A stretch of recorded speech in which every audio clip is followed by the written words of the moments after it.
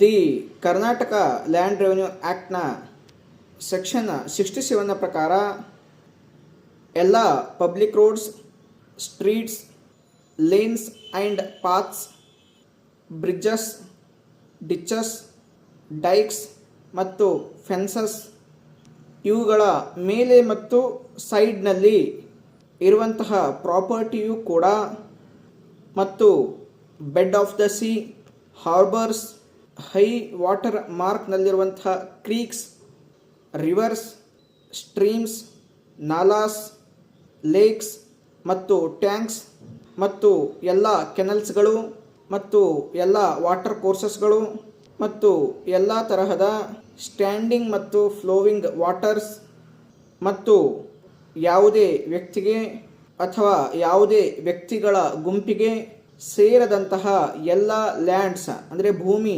So ಇದೆಲ್ಲವೂ ಕೂಡ ಗೌರ್ನಮೆಂಟ್ನ ಆಸ್ತಿ ಪ್ರಾಪರ್ಟಿ ಆಗಿರುತ್ತೆ.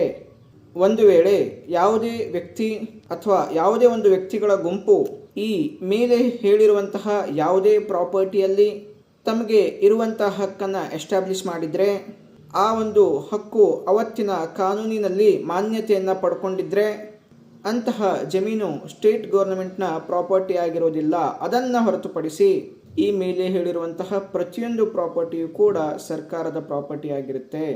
ಸಬ್ಸೆಕ್ಷನ್ 2ರ ಪ್ರಕಾರ ಯಾವುದೇ ವ್ಯಕ್ತಿ ಸರ್ಕಾರಕ್ಕೆ ಸೇರಿದಂತಹ ಪ್ರಾಪರ್ಟಿಯ ಮೇಲೆ ಕ್ಲೇಮನ್ನು ಮಾಡಿದರೆ ಆ ಒಂದು ಕ್ಲೇಮನ್ನು ಡೆಪ್ಯೂಟಿ ಕಮಿಷನರ್ ಅವರು ಅಥವಾ ಡೆಪ್ಯೂಟಿ ಕಮಿಷನರ್ ಅವರ ಸೇಮ್ ರ್ಯಾಂಕನ್ನು ಹೊಂದಿರುವಂತಹ ಸರ್ವೆ ಆಫೀಸರ್ ಅವರು ಆ ಒಂದು ಕ್ಲೇಮನ್ನು ಇನ್ಕ್ವೈರಿ ಮಾಡಿ ಅದರಲ್ಲಿ ಆರ್ಡರನ್ನು ಪಾಸ್ ಮಾಡಬೇಕಾಗತ್ತೆ. ಸಬ್ಸೆಕ್ಷನ್ 3ರ ಪ್ರಕಾರ ಸಬ್ಸೆಕ್ಷನ್ 2ರಲ್ಲಿ ಆದಂತಹ ಆರ್ಡರ್ನಿಂದ ಯಾರಾದರೂ ದುಃಖಕ್ಕೆ ಒಳಗಾಗಿದ್ದರೆ, ಅಗ್ರೀವ್ಡ್ ಪರ್ಸನ್ ಆಗಿದ್ದರೆ ಅಂತಹ ವ್ಯಕ್ತಿ ಆ ಒಂದು ಆರ್ಡರ್ನ ವಿರುದ್ಧ ಅಪೀಲ್ ಅಥವಾ ರಿವಿಷನ್ಗೆ ಹೋಗ್ಬೋದು ಮತ್ತು ಸಿವಿಲ್ ಕೋರ್ಟ್ಗಳಲ್ಲಿ ಸಿವಿಲ್ ಶೂಟನ್ನು ಕೂಡ ಫೈಲ್ ಮಾಡ್ಬೋದು.